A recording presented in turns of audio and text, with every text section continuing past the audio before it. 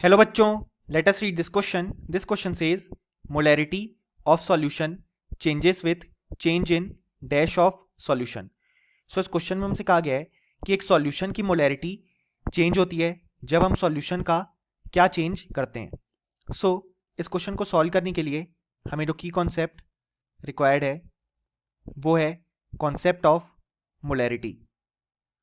अब यहाँ पे जो हमारे पास मोलैरिटी होती है उसका अगर हम फॉर्मूला देखें तो वो होता है हमारे पास number of moles of solute upon volume of solution in litres. यानी कि बेसिकली जो मोलैरिटी है वो डिनोट कर रही है moles of solute in a solution जिसका वॉल्यूम हम लीटर्स में पुट कर रहे हैं.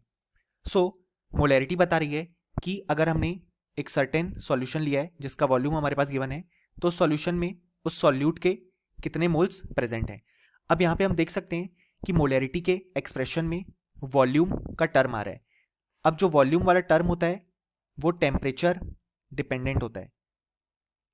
यानी कि बेसिकली जो वॉल्यूम है वो टेम्परेचर पे डिपेंड करता है. मोल्स तो टेम्परेचर इंडिपेंडेंट होते हैं लेकिन जो वॉल्यूम होगा सॉल्यूशन का वो टेम्परेचर डिपेंडेंट होता है.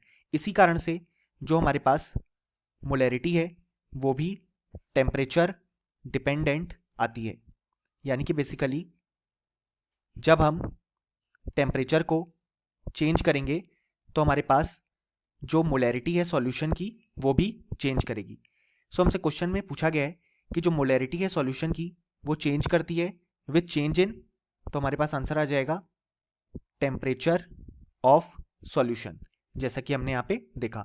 सो अगर हम लिखना चाहें तो फाइनली इस क्वेश्चन का जो हमारे पास करेक्ट आंसर आ जाएगा वो आ जाएगा टेम्परेचर.